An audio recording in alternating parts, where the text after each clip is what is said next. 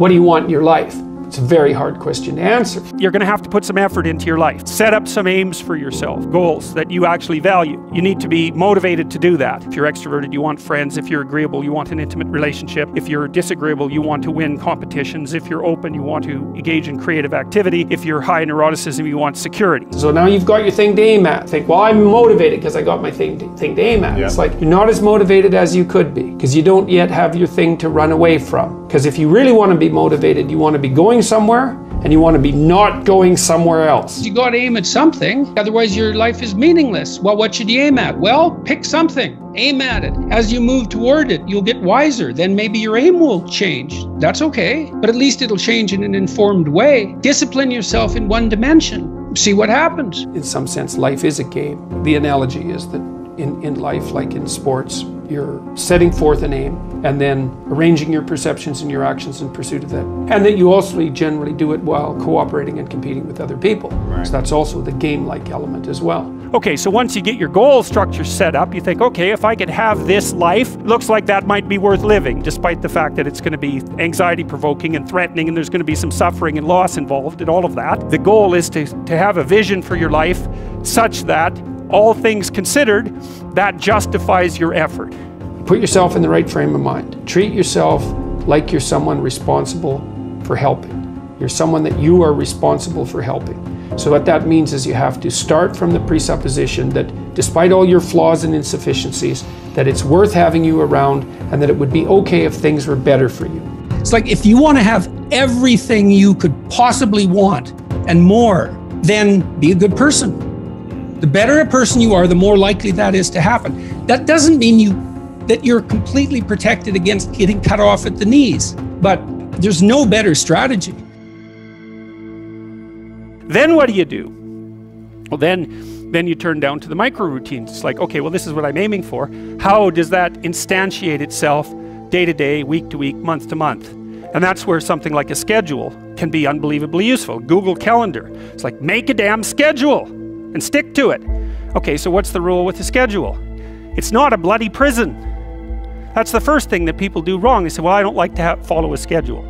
It's like, well, what kind of schedule are you setting up? Well, I have to do this, then I have to do this, then I have to do this, you know, and then I just go play video games because who wants to do all these things that I have to do? It's like, wrong. Set the damn schedule up so that you have the day you want. That's the trick. It's like, okay, I've got tomorrow.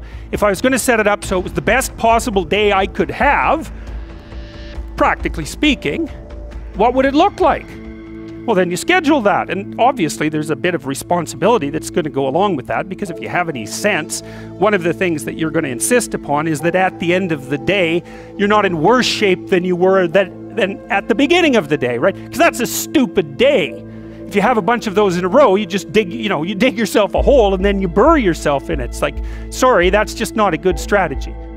Now it's okay, now you got your vision. You're trying to get through a territory you don't understand. And here's your option. No map, a map that's not so good but has some things about it, or a great map. Well, obviously the great map is the thing you want, but the map that's something is way better than the map that's nothing. Plus, as you explore, because of your map, you could start to fill in the details. Let's say you aim at something and you develop some skills along the way, and then you get like a third of the way there and you think, oh, that's not for me. It's like, well, yeah, fair enough, but now you've still got the skills you developed. You know exactly why it's not for you now. And then you can bring that wisdom back, even though it's not perfect, you can bring it back to your next plan. And so as you plan, you get better at planning, which is the crucial thing. So then we say to people, take your positive vision and make it into 8 stateable goals, right?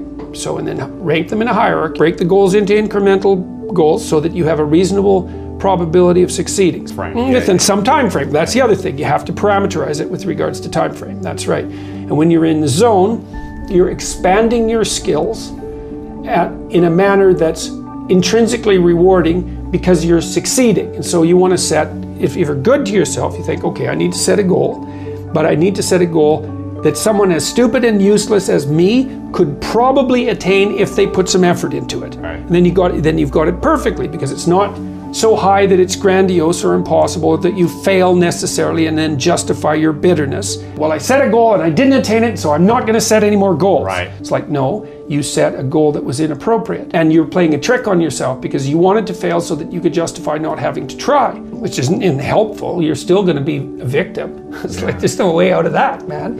So, you know, because life is a challenge that in some sense can't be surmounted. So there's no way out of your problem.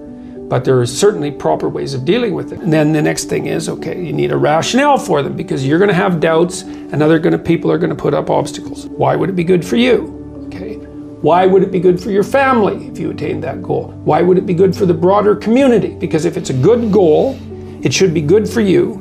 That's fine. But if it's a really good goal, it should be good for you in a way that's good for other people. Win-win-win. Yes, exactly. And if you're going to decide what your goals are, why not set up the ones that benefit the largest number of people simultaneously? Yeah. Yes, and if you can do that, you should start with your own concerns, because you have to take care of yourself. Basic needs first. Yes, put your own oxygen mask on, then put your child's oxygen mask on. Yeah, right.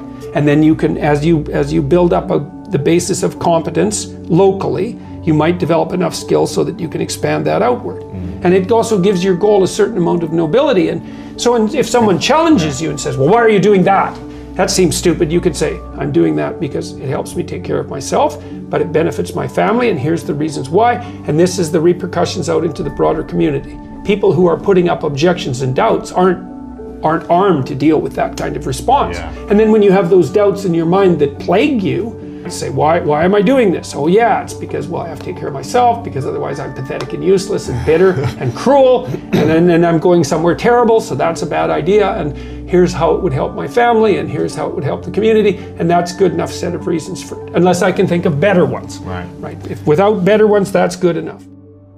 When the unknown emerges, you tend to experience anxiety. And then there's the known, and I define the known very specifically and very carefully. The known is the place you are when what you're doing produces the results you want.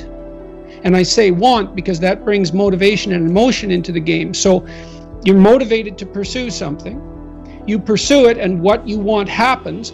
Not only do you get what you want, but you get validation for the structure that governs your perceptions and your actions.